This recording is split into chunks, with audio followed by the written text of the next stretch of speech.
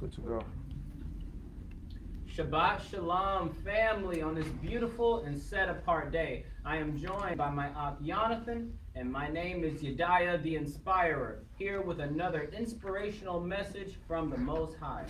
Thank you all for being here today, and there's going to be a lot of questions for you to think about. Questions for you to think about at home. For those of you online, if you want to post your answers in a thread as we're talking about it, feel free to go ahead. Otherwise, take notes on some of these questions that you may want to ask yourself, in the privacy of your own home and pray about, or even ask others as far as their observation of you.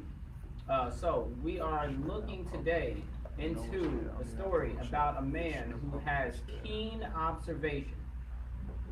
Today's topic is keen observation, strong observation, paying close attention. And like no other man in this scripture, or even many after him, we are looking into the story of Gideon. We are in the book of Judges. If you could turn to the book of Judges. The book of Judges, and we're going to read chapters 6, 7, and 8 this afternoon.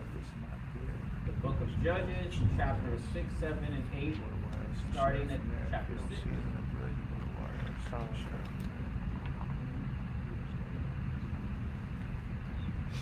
right. Judges chapter 6, verse 1. And the children of Israel did evil in the sight of Yah. And Yah delivered them into the hand of Midian 7 years. And the hand of Midian prevailed against Israel. And because of the Midianites, the children of Israel made them the dens that are in the mountains, the caves, and the strongholds. And so it was, when Israel had sown, that the Midianites came up, and the Amalekites, and the children of the east, even they came up against them. And they encamped against them, and destroyed the increase of the earth. So thou comest together, and left no substance, no sustenance for Israel, neither sheep, nor ox, nor ass. So this is similar to a little bit of what's going on today. The very second we wake up and want to try to rise up and get a little better, maybe start eating a little bit better, right? Maybe getting more into the fruits, into the vegetables. Now you got chemtrails going on. We start trying to, put away more unhealthy things, drink better water, exercise more, and the more we come up, the more things, come against us with the pesticides, artificial foods, GMO. Now there's more to read into, to the point where you really want to just start growing your own food. But how many on the lower scale of the totem pole or poverty or lower class citizens have land to be able to grow their own foods so that they may continue their health journey? Not very many. This is the example of today's oppression, much like what the children of Israel were dealing with when given over to the hands of the Midianites when they were disobedient to the Father. Verse 5. They came up with their cattle and their tents, and they came as grasshoppers for a multitude. Letting you know they came as grasshoppers. There was tons of them, very much overwhelmingly amount that we seemingly could not overcome. For both they and their camels were without number, and they entered into the land and destroyed it. And Israel was greatly impoverished because of the Midianites. And the children of Israel cried unto Yah. Sometimes you get to the point where you just have to cry out to the Father. Sometimes we're pushed to that point so that we understand why obedience is so important. It's not easy to just hand it over and give it to us. Sometimes you got to find out for yourself. But I encourage everybody, don't wait until an issue becomes a problem to resolve the issue. It came to pass, the children of Israel cried unto Yah because of the Midianites, that Yah sent a prophet unto the children of Israel, which said unto them, Thus saith Yah, King of Elohim of Israel, I brought you up from Egypt, and I brought you forth out of the house of bondage, and I delivered you out of the hand of the Egyptians, and out of the hand of all that oppressed you, and drove them out from before you, and gave you their land. And I said unto you, I am the Elohim. Fear not the deities of the Amorites in whose land you live, for ye have not obeyed my voice. So despite whatever land you may find yourself in, or who is seemingly in power based off of the land's idea of who has the power. He's letting you know, he's letting them know, and he's always letting us know that nobody surpasses Yah. He's reminding them of what he's brought them out of, which means he can do it again, but he's also reminding us that our obedience is key. Verse 11. And there came an angel of Yah and set under an oak, which is the ophir. The ophir that pertained unto Joash, the Weasel, and his son Gideon fresh meat by the winepress to hide it from Midian. So he had to hide it from the Midianites because they were coming in, they were taking all of their increase. They were continuously oppressing them. So anything that you had extra of, you might want to tuck it and tuck it away and put it away and keep it from them. And through much observation, Gideon already being an observant man is taking note of that, in order to survive and to protect himself. There's a lot to observe here so far. So far we've observed being put over to the hands of Midian for 7 years, and then the Most High sending his prophets to let us know, hey, look, we've been down this road before. I take you out of this. I can relieve you from it again, but I need y'all to keep these commandments. It's for your protection. It's for your good, and it's for his love from us to him. He needs to see that love from us back to him. And the angel, the Malachim of Yah, appeared unto him and said unto him, God is with thee, thou mighty man of valor. Yah is with thee, talking to Gideon, thy mighty man of valor. Because the Most High is observing all of us, and every single step that we take, every word that comes out of our mouth, every blink, he knows the hairs on our head. So he knows, if he knows you inside and out, why wouldn't he be able to send his angel to approach you in such a way to call you by a title that he knows that is within you, even if you don't know it yourself? Thy mighty man of valor. And Gideon said unto them, O my Yah, if you are with us, then why has all this befallen us? And where be all the miracles which our fathers told us of, saying, do not Yah or did not Yah bring us up from Egypt? But now Yah forsaken us and delivered us into the hands of the Midianites. Notice that Gideon said these are the stories he heard from their forefathers, which most likely means he wasn't there at the time when all that stuff was going on. He did not see these miracles occur, but he heard of them. And so now he must question, but if you're with us, how come I'm not seeing the things that our forefathers saw? We learned in the children of Israel when they didn't get to go into the promised land for 40 years, there may have been a lot of young children who didn't fully understand what was going on at the time because they didn't see the folly that Israel had. And maybe Gideon didn't see the folly for the reason why they're in the condition that they are. But he's ready to stand up in time for a change as the Most High shall appoint.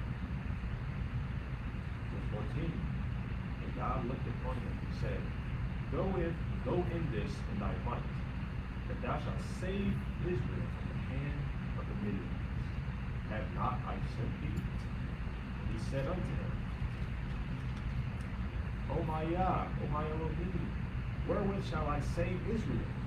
Behold, my family is poor in Manasseh, and I am the least in my father's house. So Gideon had to let him know, you calling me? I'm the one you're calling mighty. You said that I'm going to deliver, but my family is poor. We don't have anything, and I am the least of my father's home.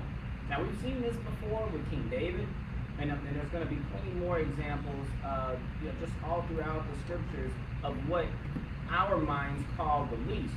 But what did the angel say when he first came and approached Gideon? He called him a mighty man of valor. He didn't call him poor. He didn't call him the least. He didn't overlook him. That was who was chosen without Gideon even knowing it, or what's inside of his own self. The fire that is in you that can be ignited by Yah, hey, if he's acknowledging it, let him ignite it. Verse 16. And Yah said unto him, Surely I will be with thee, and thou shalt smite the Midianites as one man.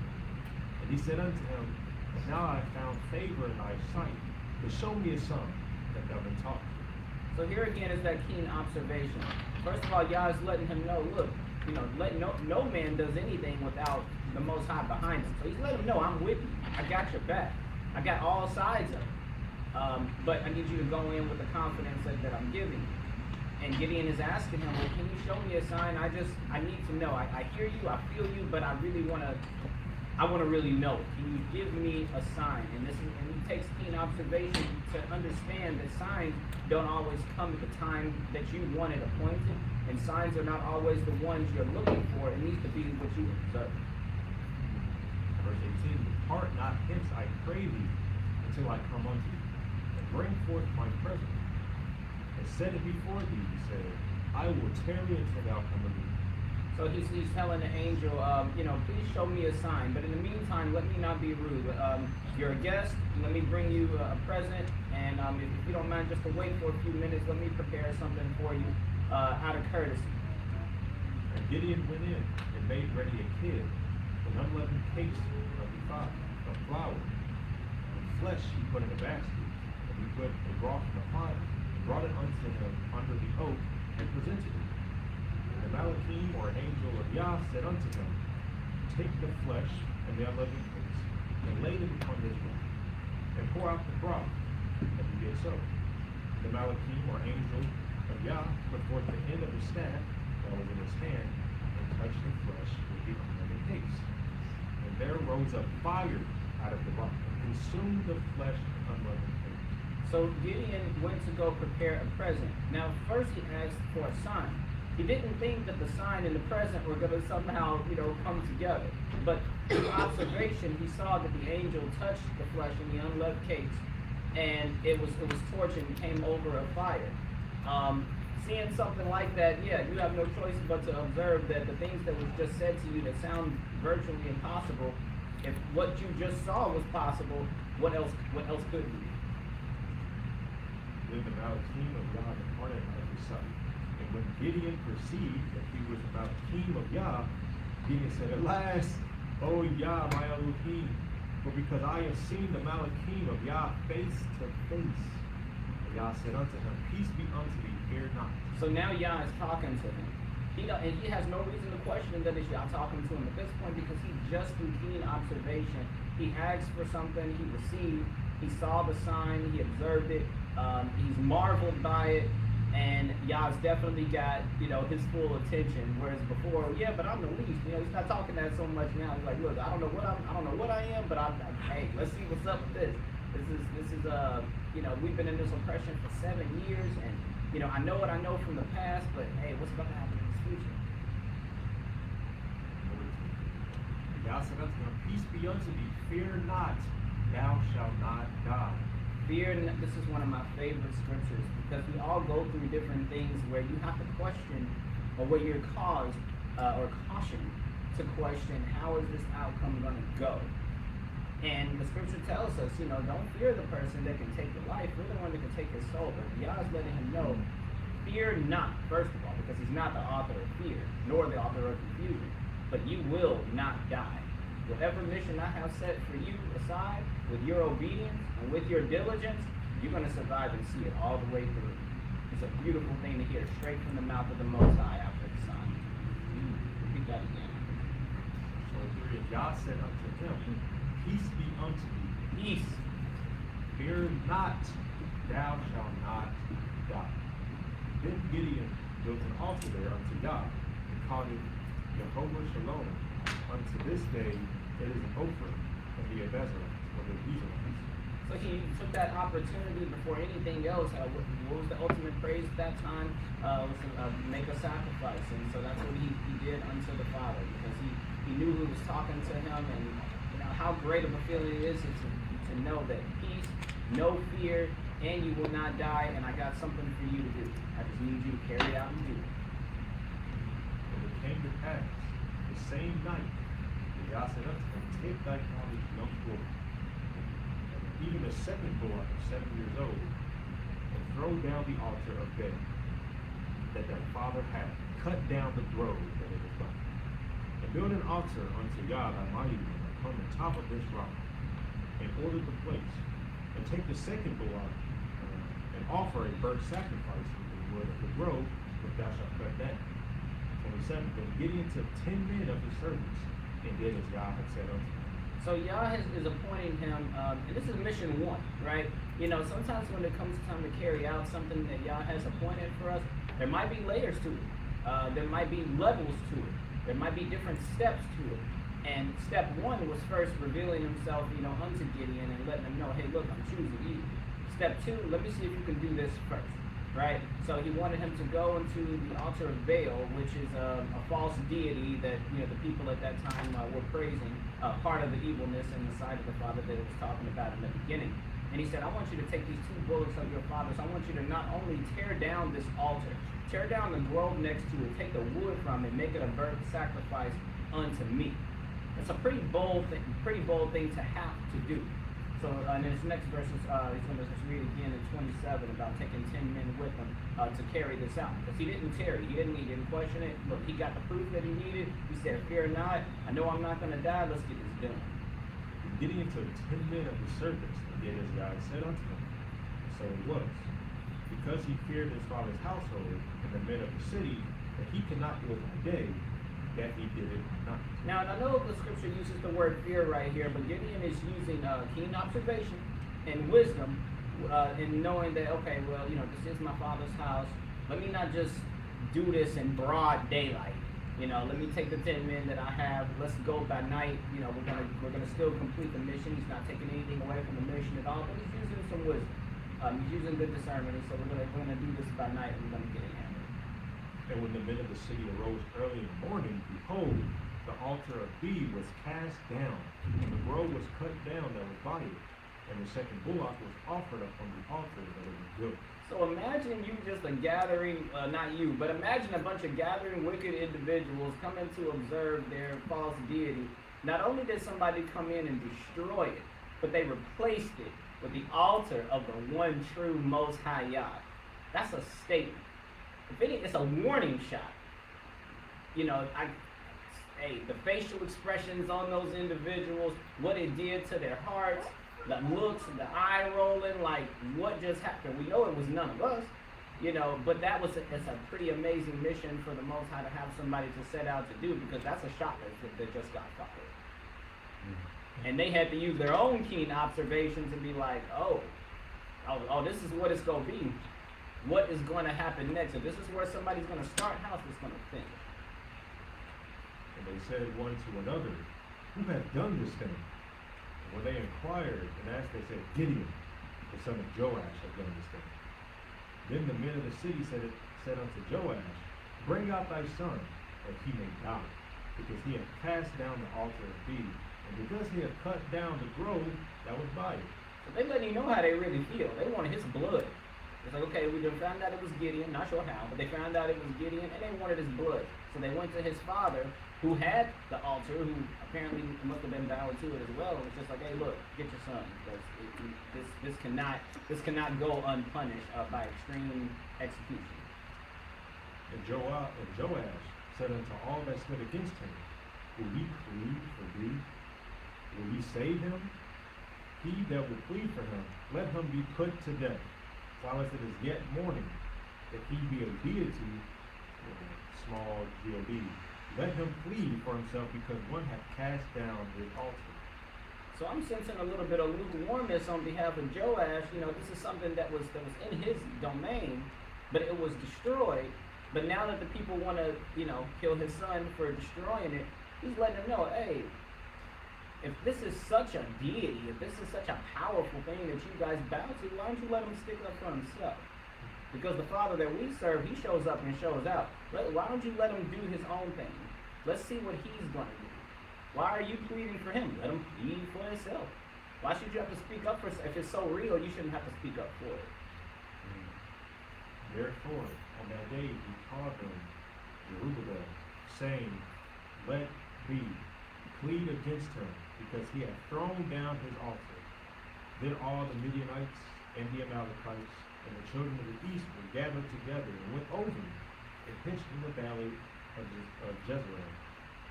But the Spirit of Yah came upon Gideon, and he blew a trumpet, and Abiezer was gathered afterward. So Gideon was given a new name at this point, Jerubbaal, because of what he did. It was such a bold and direct shot to take that they had to give him a new name. Sometimes you're going to get a new name when you step into a new level of righteousness, a new level of boldness, new missions. And when he talked about putting on the whole armor of Yah, different battles may require different thicknesses of armor.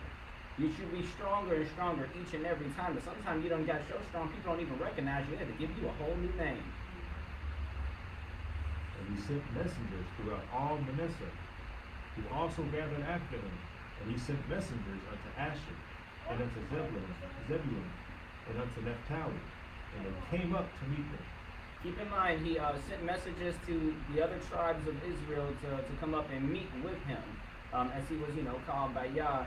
But not all of the different tribes of Israel were called to this, but it was what he needed and required at the time through these messages. Just keep in mind that.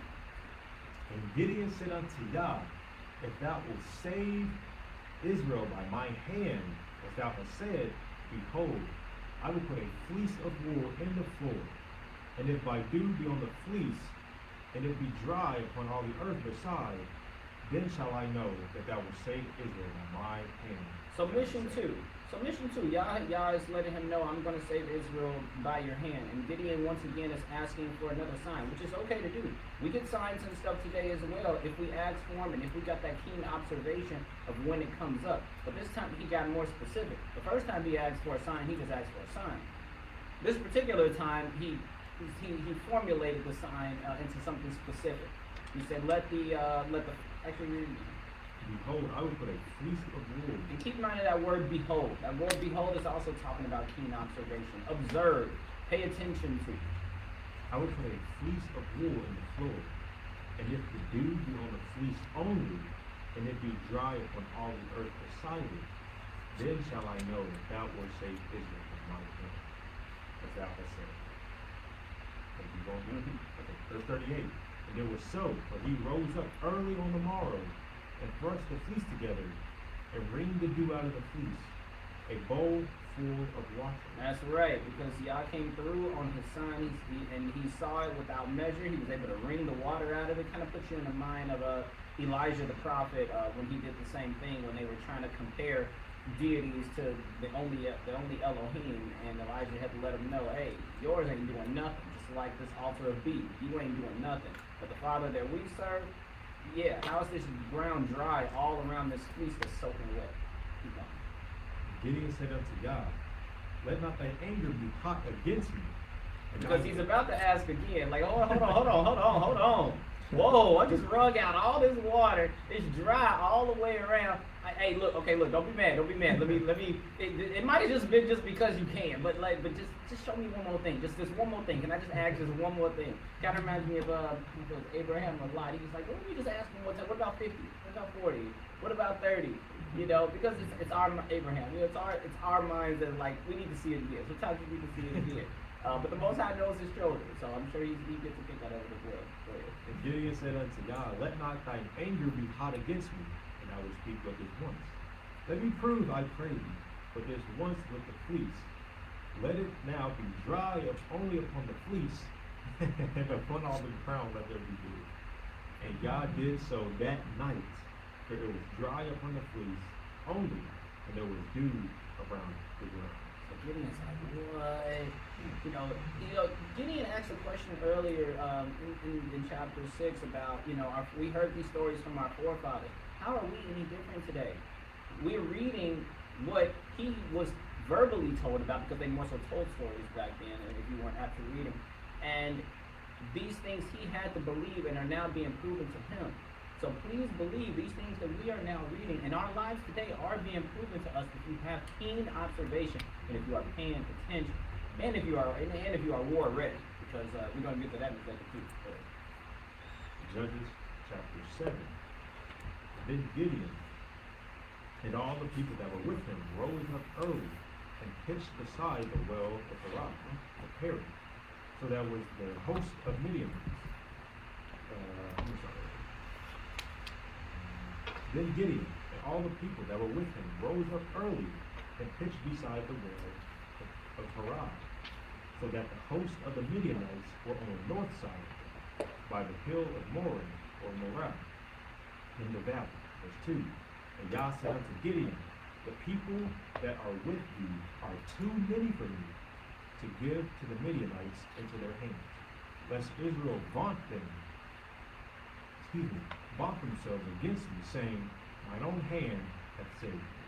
So understand what the Most High is saying right here. In order for the continuation of the faith increase and the spiritual confidence that it is our Elohim carrying out these missions, he may use us as his vessels, but we always must know that it is him. We always must give esteem to him. But he said, in order for that to happen, I need them to know without a shadow of a doubt that I put the might and the power in their hand through me. But it's not going to happen if I send 200,000 soldiers into an area and they slaughter them out. They're going to think they did it. Hey, look what we did. Look what we did. And it completely take the Father out of it, thus leading them back into sin. What kind of a father would he be if he put us in a situation where we were tempted to go back into the sin he's trying to help us come about it? So he's letting Gideon know there's too many of them. There's too many of them because if there's too many of them that go in to fight, where would the acknowledgement be? The same marvel that Gideon got to experience about the fleece being wet and the end being dry and the cakes being torched up with fire. You ain't got no choice but to know that it was the Father of Lord. Now therefore, go to proclaim in the ears of the people, saying, whosoever is fearful and afraid, let him return and depart early from the mount of Gilead, and there return unto the people 22,000, and there remain 10,000. Now, I ain't gonna rag on the brothers from back then, but the fact that their leader at this time, Gideon, stepped in and asked, if anybody be among me who is afraid or afeared, nervous, shaky, second guessing, cold feet, any of the above, I'm gonna need for y'all to pack your bags and go back home. 22,000 without shame, because I'm gonna have to wait till ain't nobody looking. Darren wasn't there to begin with. I didn't come and leave. I just, I didn't even show up because I didn't even know him as a that's a lot of fear. That's a lot of anxiety. That's a lot of cold feet. But 10,000 were left. That means that there were 32,000 individuals there, and 2/3, interestingly enough, just about 2/3, departed and had to go home out of fear. Not because they just obtained a wife, like we've heard the scriptures talk about before, not because they just got a new house and land, simply because they were afraid. And Yah said unto Gideon, the people are yet too many. Bring them down into the water, and I will try them there. Now I want you to keep in mind, earlier he talked about there being such a multitude of Midianites that it was like grasshoppers. Just so many fields of grasshoppers that you thought it was a field of grass. But yet 10,000 are too many? At this point he ain't the one to be questioning Yah, and I'm not questioning him either. I'm just simply acknowledging this is just a discussion. But 10,000 are left. The 22,000 scaredy cats went home, and we got 10,000 men who say they ain't afraid left. And it shall be that of whom I say unto thee, this shall go with thee, the same shall go with thee. And whomsoever I say unto thee, this shall not go with thee, the same shall not go. So he brought down the people into the water. And Yah said unto Gideon, everyone that lappeth the water with his tongue, as a dog lappeth, him shalt thou set by himself. Likewise, everyone that boweth down upon his knees to drink, and the number of them that lapped, putting their hand into their mouth, were 300 men. So, imagine this visual. You got 10,000 men. You've been getting prepared for war. They might be sparring over the course. They're packing up. They're moving. They're figuring out where they're gonna move. They're working on things. It's probably hot out there, and we get down to this water of these 10,000 men, and it's time for them to have a drink of water. And you see some of them get down on their knees to drink up this water, and then you see some of them kind of kneel and scoop the water up with their hands to drink it. And this is a question for you all at home. This is something to write down. This could be something for a discussion later. Why do you think some of them drank the water by kneeling and scooping the water up with their hands? And why do you think some of them got down on their knees and drank the water? Before we read the next part, if you haven't already read ahead of me, why do you think there was such a distinction between those two ways of drinking water, then why do you think it mattered to the Father above? Why would it matter to anybody?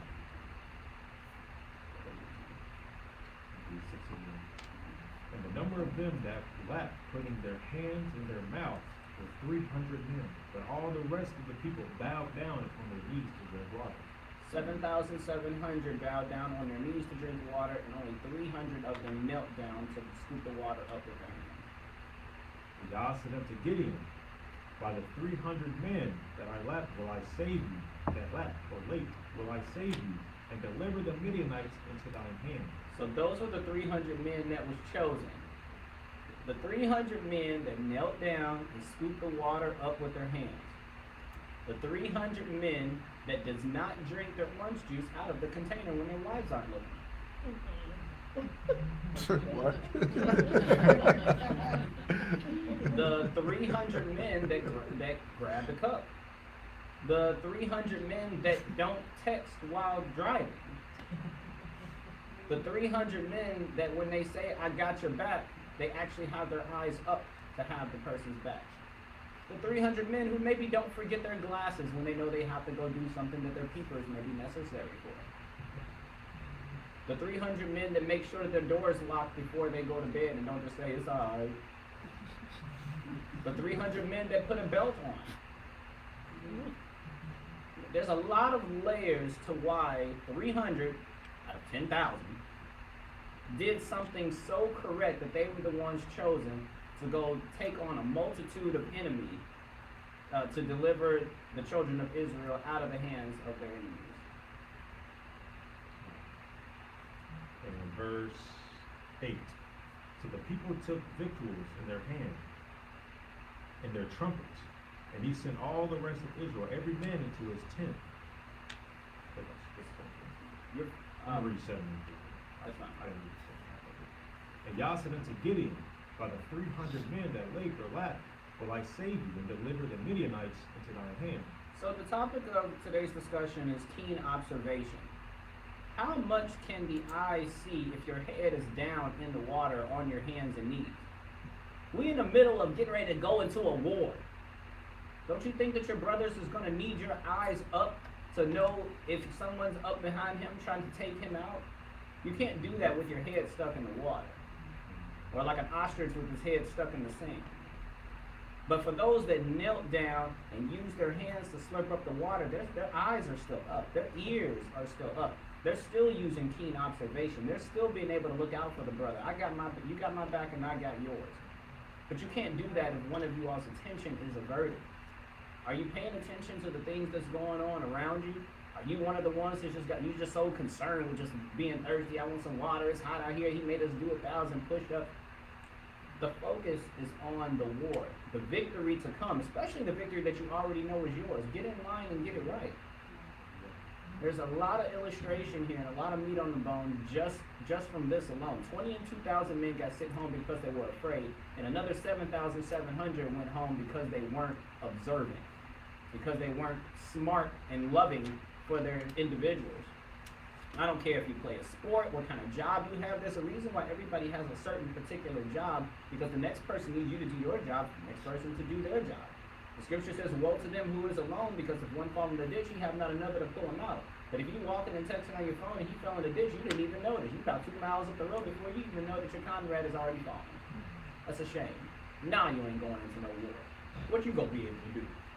I'd rather take 300 men that keep their eyes up than 10,000 who's just looking around aimlessly like, what do you know? I didn't even know anything was going on.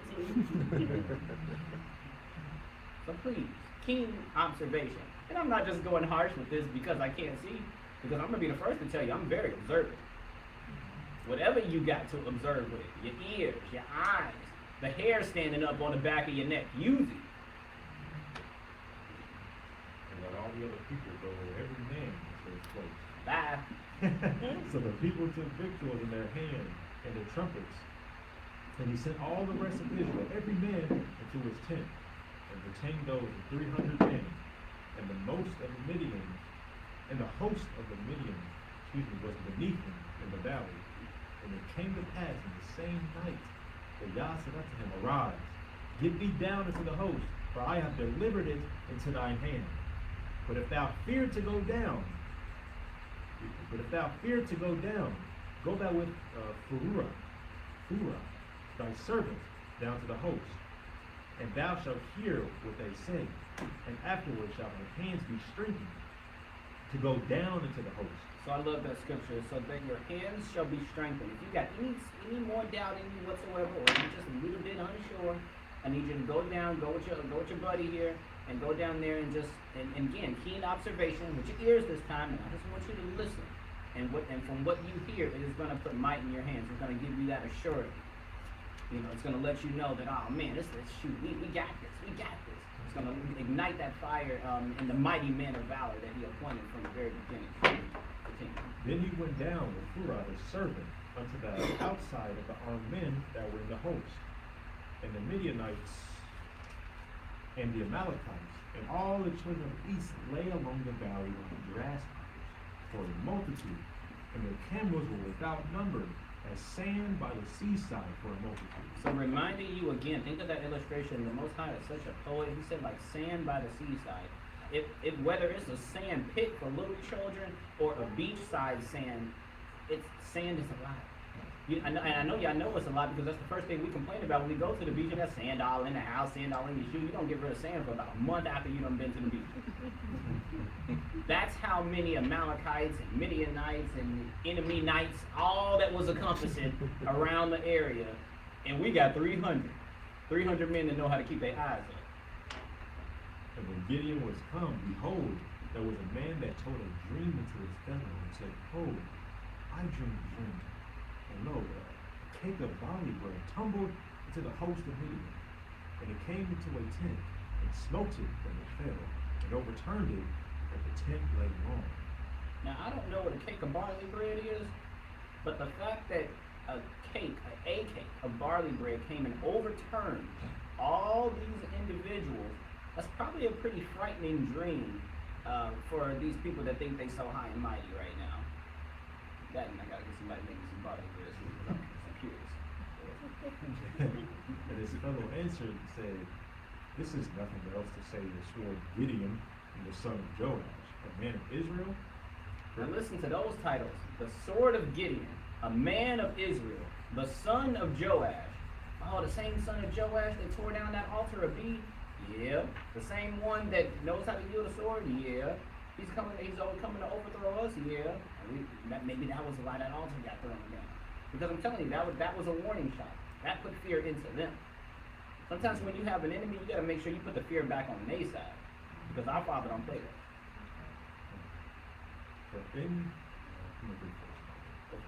And his fellow answered and said, This is nothing else save the sword of Gideon, the son of Joash, a man of Israel, for into his hand hath Yah delivered Midian and all the host. And look who they gave credit to, because you already know what's up.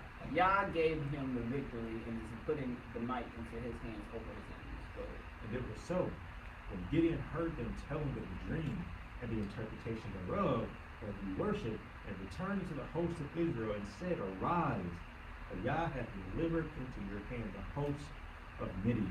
Please understand that the first thing Gideon did was worship the Most High Elohim. He didn't say, oh, look at me, I'm about to get all this credit. People are going to be singing my name all throughout Israel. He first worshiped Yah and let them know that it's all credit, esteem, honor, praise, and glory to the Most High Elohim. Hallelujah. Very important. Keen observation, because he's going to learn the first time. Just like the children of Israel who did get to go into the promised land, they said, you like my forefathers. What you say, Yah, I got you. I'm right here, yup. Give credit and honor and esteem to the Father above, because we are nothing without him. We ain't been nothing without him. And all of our enemies know how much of a something we are with him. And they about to show up and show out again. And he divided the 300 men into 3 companies. And he put a trumpet in every man's hand with an empty pitcher, and lamps within the pitchers. And he said unto them, Look on me, and do likewise. And behold, when I come to the outside of the camp, it shall be that as I do, so shall ye do. Little Simon says. I was going to say, little Simon says, he said, look, watch me, watch how I move, and I need y'all to do what I'm doing, copy me, do what I'm doing, follow my lead. You can't do that with a bunch of men with their heads stuck in the water.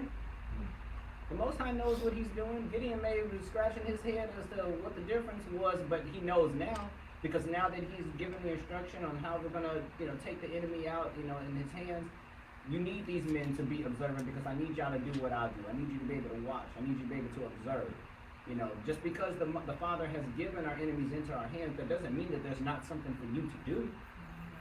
He's gonna help you to overcome things, but that doesn't mean that there isn't a blueprint. That doesn't mean that there isn't a script. That doesn't mean that there's not direction for you to follow on your way to victory. Because that obedience is still necessary, and your keen observation is also necessary.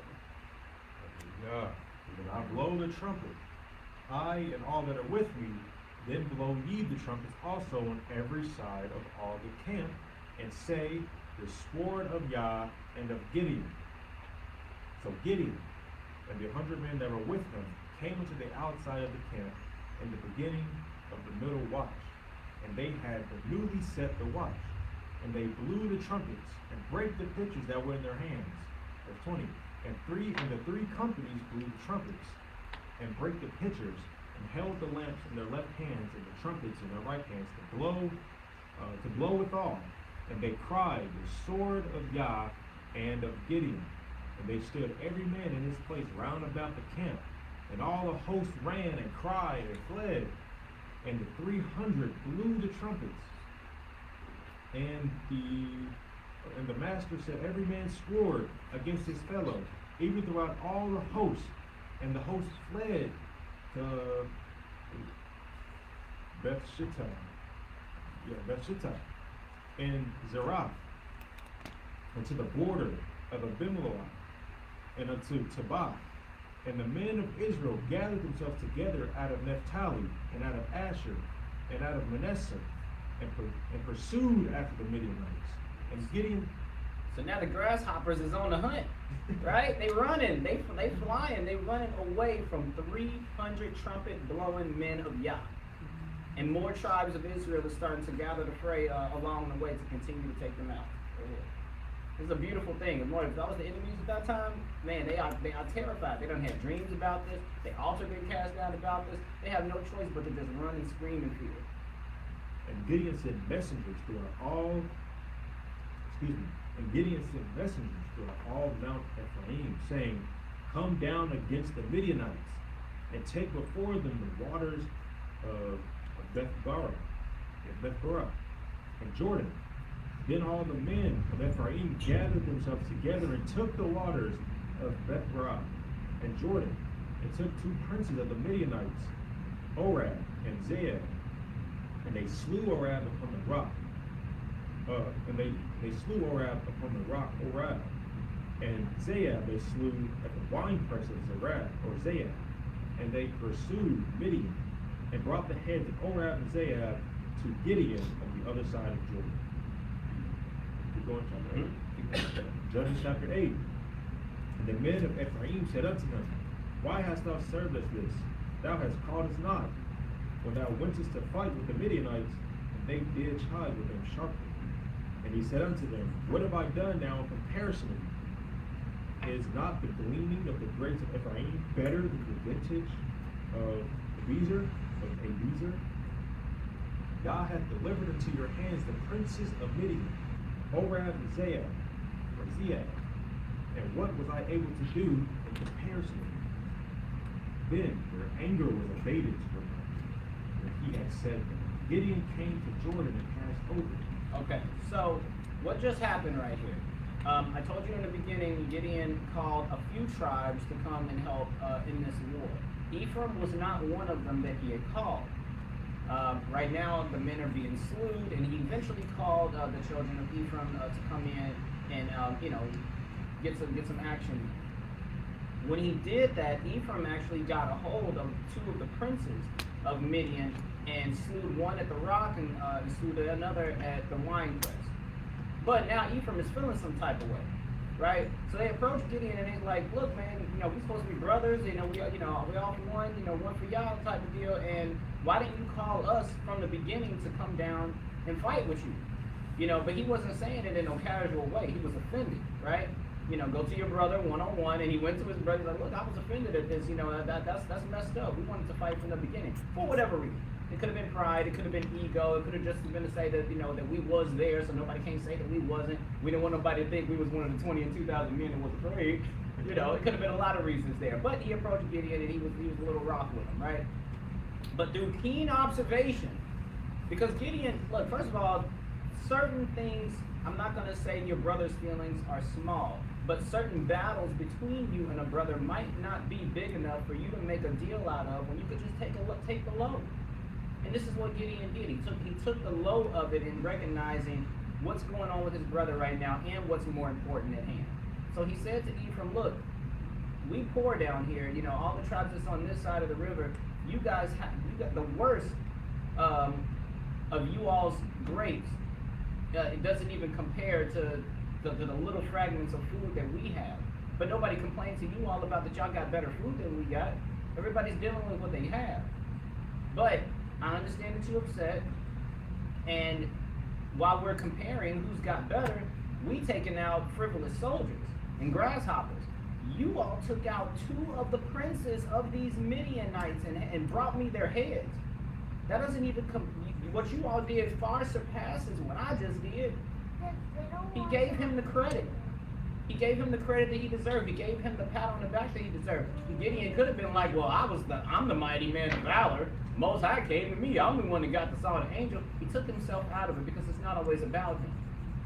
He acknowledged what his brother was going through, and he said, look, man, y'all actually did a pretty big blow. I acknowledge you for that. Never mind the fact that y'all been kind of stingy on the better food, but look, y'all got the better of the fray. And then Ephraim calmed down and said, oh, well, yeah, we did slaughter them. We should have saw their faces when we chopped their heads off. Ephraim get that credit. Yeah, y'all, we got the princes, y'all. Come on. And Gideon's like, all right, cool. Now he can move on to whatever the next point of the division is. But he handled his brother in a very good way, despite the fact that his brother being upset. Go ahead. Verse 4, and Gideon came to Jordan, passed over he and the 300 men that were with him, faint, yet pursuing him.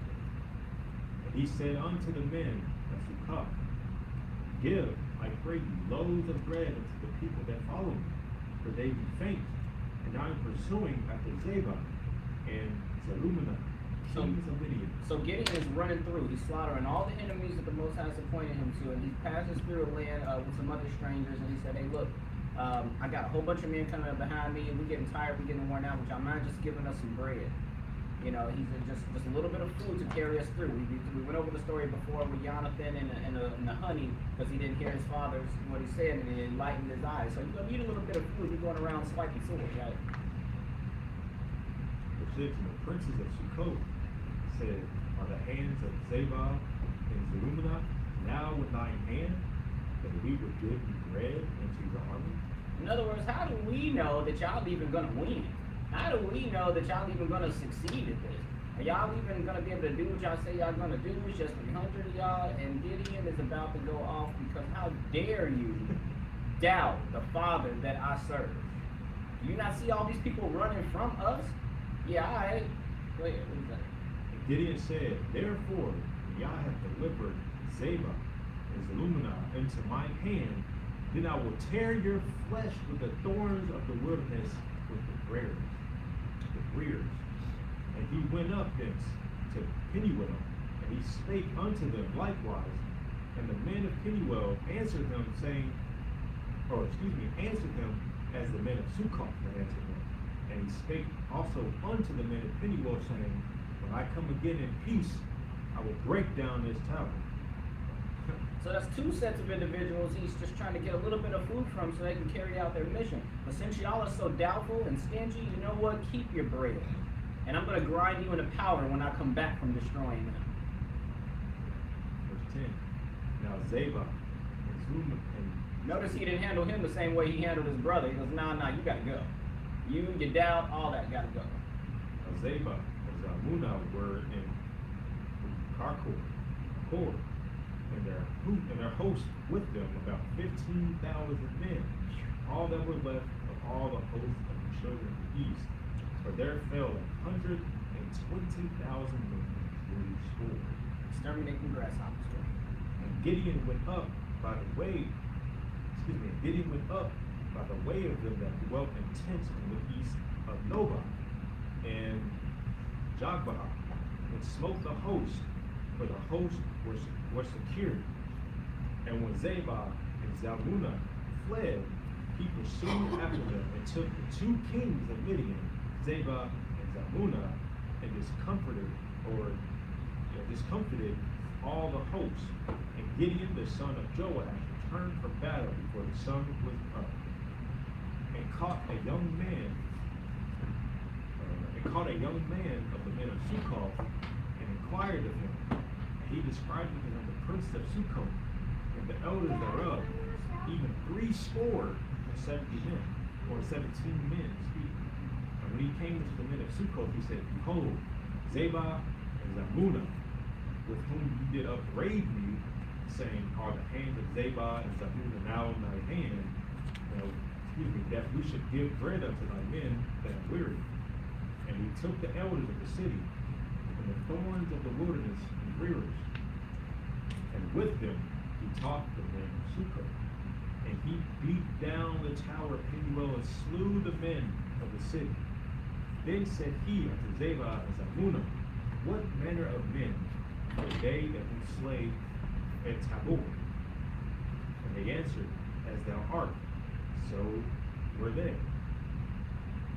Each one resembled the children of a king.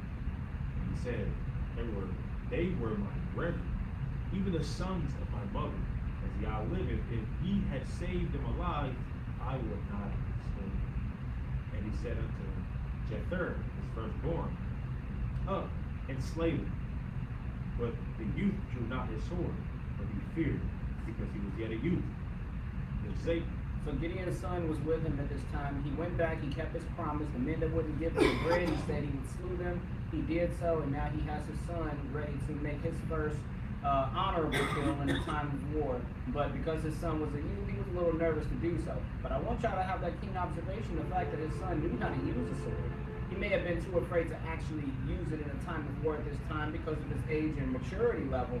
But the fact that his son was trained to know how to use a sword, and all these men were war ready when they were called to come take out the Midianites. They wasn't sitting around the house playing video games. They each knew how to yield a sword. They each knew how to go for battle. Not all of them knew how to keep their heads up when it came to the water, but they knew how to draw a sword out of a sheath. And his son did much of the same. Just wasn't ready to just take that strike, at the time, just honoring his age. Okay. We're almost done. Zebah and Zalmunna said, Rise thou and fall upon us, for as the man is, so is his strength. And Gideon arose. When he says so a man is, so is his strength, he's referring to his son. Because your son, your children, those that are learning from you, they should be able to gather something from you. They should be able to gather some kind of strength from you if you're teaching them right. You raise up a child in the way that they should go. Gideon arose and slew Zebah and Zalmunna, and took away the ornaments that were on their camels' necks. Then the men of Israel said unto Gideon, Rule thou over us, both thou and thy son's son also, for thou hast delivered us from the hand of Midian. So listen to what Israel said right here. Gideon, this is wonderful. We done overcame them, 120,000 and another 15,000, and just grasshoppers just dropping everywhere. Rule over us, Gideon. You rule over us, and then your son rules over us, and then your son's son. Giving him all the compliments in the world, giving him all the praise that somebody with a prideful heart may have wanted. But this is how Gideon responded to the request that everybody wanted to give him all this honor, all this glory, and all this praise and esteem. Keen observation. And Gideon said unto them, I will not rule over you, neither shall my son rule over you. Yah shall rule over you. That is where, yes, Yah shall rule over you. Because it is Yah that put the might into his hands. It is Yah that let Gideon know that he's not just the least of his father's house, but that he is a mighty man of valor. It is Yah that reassured him along the way through the fleece. It was Yah along the way to let him know, how do you take 30 and 2,000 men and break them all the way down into a mighty 300? It was Yah that let him know that you're going to have the victory by way of the dream through the other people of the enemies. And it was Yah that let him know, don't be afraid of the multitude of grasshoppers before you, because I will deliver it into your hands. You asked in the beginning, Gideon, about the stories that you heard about the Most High taking us out of Egypt and overcoming our enemies. And I'm showing you in real time today that I'm the same Father then, I'm the same Father now, and I'm the same Father to come. Hallelujah. I appreciate you all today. Thank you. And please take note of the inspirational message of keen observation. Shalom, shalom, guys. Hallelujah.